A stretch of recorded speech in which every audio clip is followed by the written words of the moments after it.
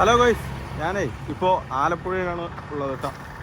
പള്ളി ഞാനിപ്പോൾ ആലപ്പുഴയിലാണ് ഉള്ളത്. ഇവിടെ ഞാൻ പുനലൂർ പോയിട്ട് തിരിച്ച് പാലക്കാട് പോയിക്കൊണ്ടിരിക്കുന്ന സമയത്ത് നമ്മൾ നേരെ ചങ്ങനാശ്ശേരി വഴി ആലപ്പുഴ പിടിക്കാമെന്ന് പറഞ്ഞിട്ട് അങ്ങനെ ഇറങ്ങിയതാണ്.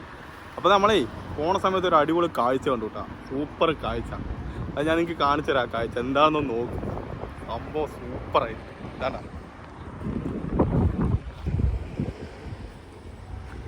കായലാണ്ട, ഈ ഒരു ഭാഗത്ത് മൊത്തം കായലുണ്ടല്ലോ.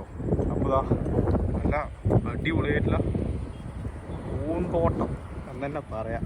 സോ ആ ഭംഗി എന്ന് പറയാം കാണാനായിട്ട്. കേട്ടാ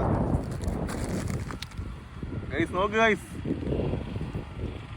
പൂക്കള് അടിപൊളി. നമ്മുടെ അവിടെ കാണാൻ കിട്ടും ഈ ഒരു ഇത്രയും ഭംഗിയുള്ളൊരു സ്ഥലം. നോക്ക്, അവിടെ ഒരു തോണി നിൽക്കുന്നുണ്ട്. അവിടെ ഫുള്ള് പൂക്കള്. ഇഷ്ടംപോലെ മീനൊക്കെ ഉണ്ടാവും അവിടെ. ഇത് ഇങ്ങനെ നടക്കാം.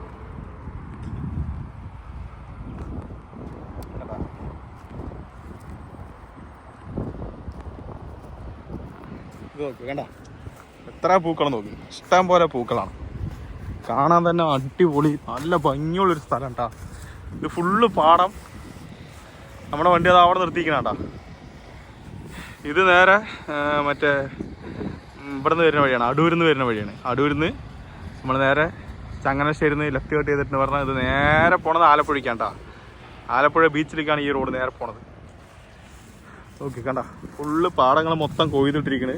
ഇവിടെ ഇത്രയും ഭംഗിയുള്ള ഒരു സുന്ദരമായ ഒരു സ്ഥലം. അതിൻ്റെ സെൻറ്ററിലൊരു തോണിയും കണ്ട. എങ്ങനെയുണ്ട് ആ ഒരു തോണിയും കൂടി വന്നപ്പോഴേ അടിപൊളിയല്ലേ.